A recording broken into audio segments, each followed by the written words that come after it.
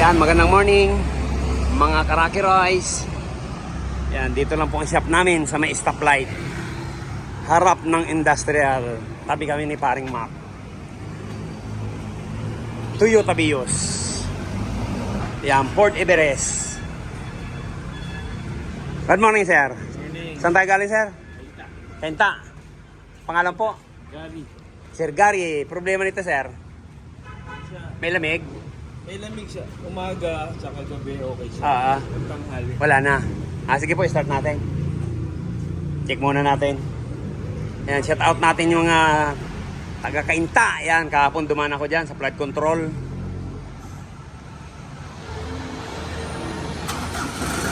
Ilan pa ang karga? Aircon. Walang high side. Ay, may leak po ito. Ayan. 12 na lang. May singaw to, may singaw.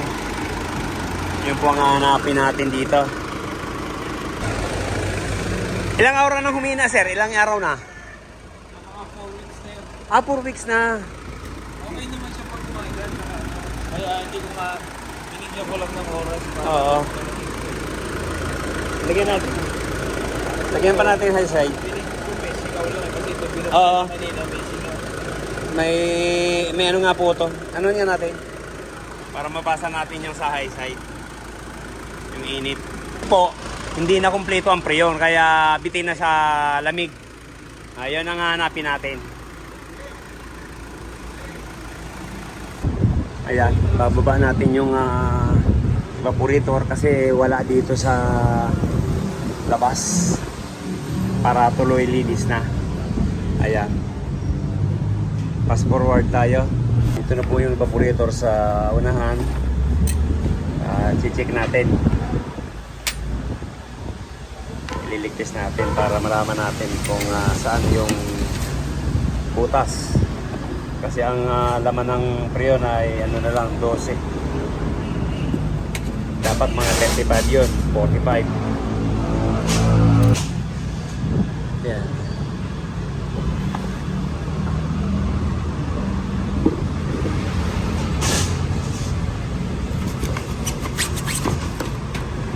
Hindi naman naglalangis.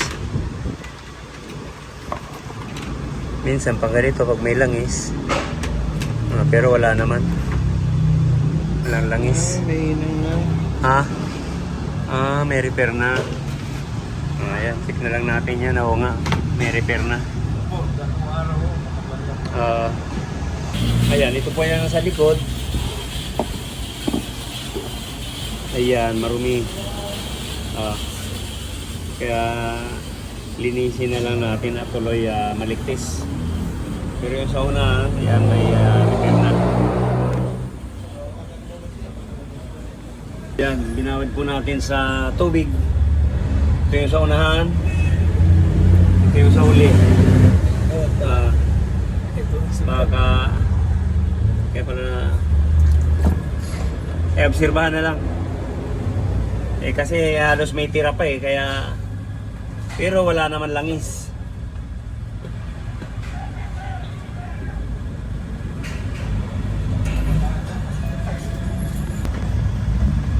Ayan, wala naman.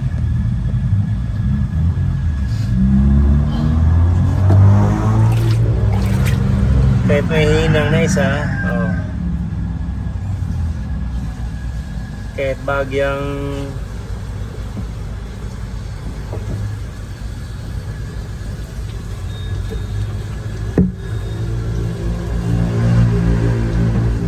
yan po yung mahina nga.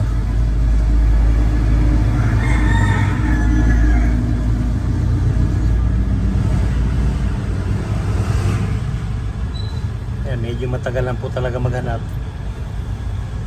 Tiyagaan lang din. Magkapatong yan, pati yung sa uli. Ayan sa uli. Ayan. 200. 200. Ayan, bababa rin po natin itong condenser para ma-check natin. Tuloy check natin yung desiccant filter.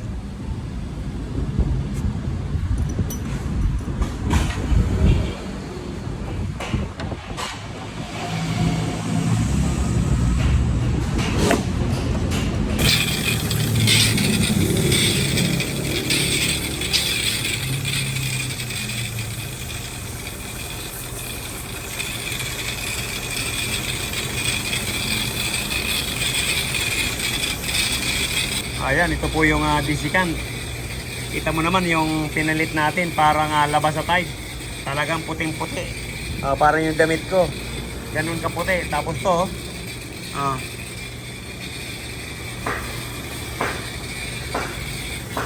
model 2004 pa.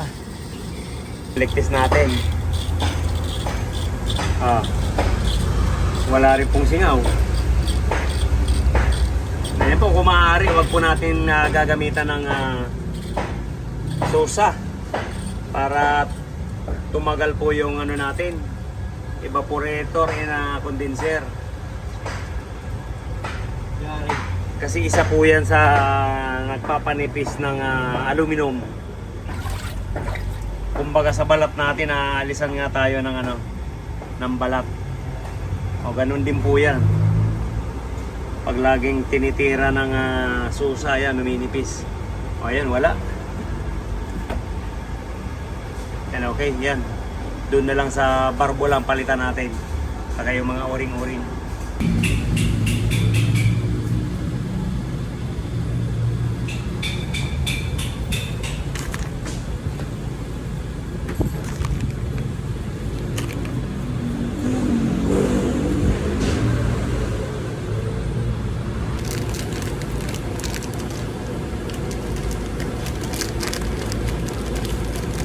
Pero yan, tuwing kailan pinapalitan yan? Minsan po, pag nagpalit ng kompresor, Sabay na. opo, So, minsan talaga yung parang iba na regular talaga. Opo. Pagka may pagkakataon na bubuksan, palitan na.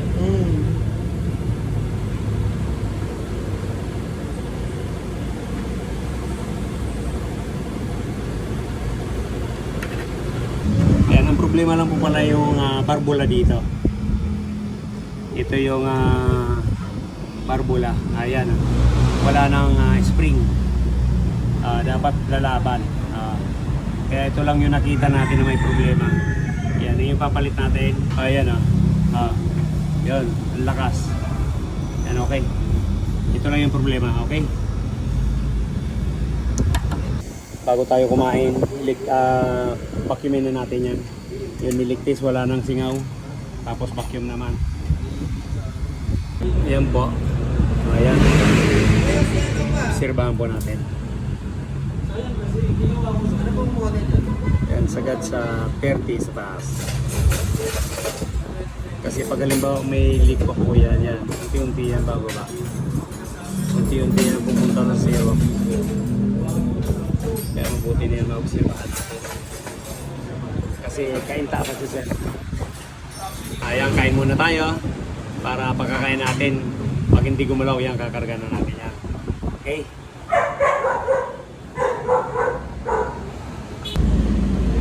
Ayan, ito lang po ang problema. Ito yung salarin. Kaya, ayan lang po pinalitan natin, pati yung desiccant filter. Okay? Ayan, alin na po. Ito po yung final na karga natin. 30 po lang. Ayan, 32. Tapos 160. Ayan, okay na to. Okay na to. Ligo.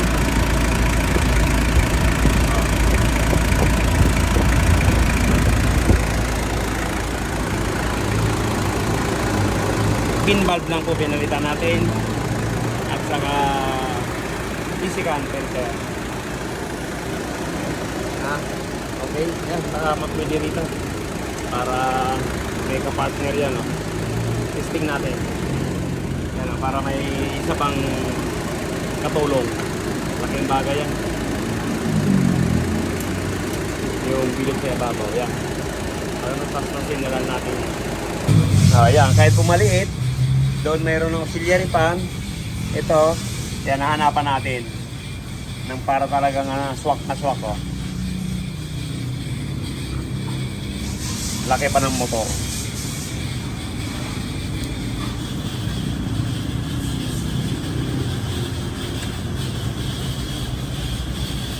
Walang kalog-alog, ah.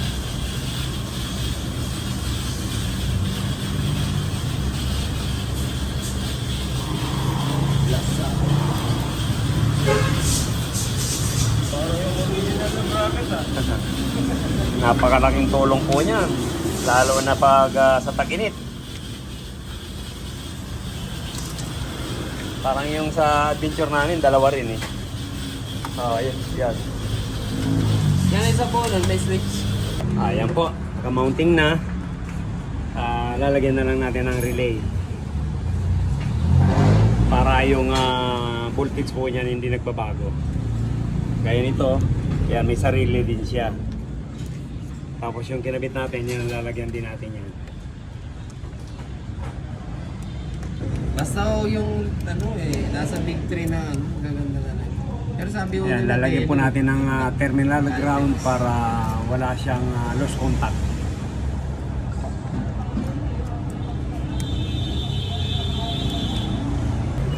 Yan, okay na po. Babalik na natin yung grills.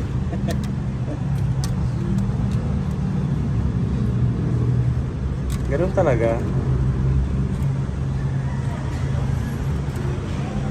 Ito yung gusto ko pag-aralan yan. Ayan, pagtali. Binabalagtot lang po yung dulo niya. Wala na po ibang tayong ano niya, solusyon, kundi itali na lang. Itali na lang. Kasi wala ng clip.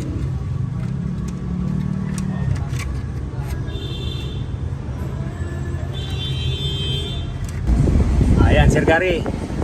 Check natin yung lamig. Alam mo? Didikit lang, sir, oh. Kahit pa paano natanggal yung bara ng condenser, diba? Kita mo naman yung itim. Saka na-repair natin yung leak doon sa yung pin valve sa high side. Okay. Ayos ng buto-buto. Malaking bagay yung may auxiliary pan. Thank you, Sir Gary. Salamat. Salamat po. Thank you, thank you. Maraming salamat sa pagdayo. Maraming rides. Rin sa inyo. Thank you po. Maraming salamat. Yan, kung bago lang po tayo sa ating channel, yan, papalo naman po. Rocky Rice. Ingat po tayo palagi. Bye-bye.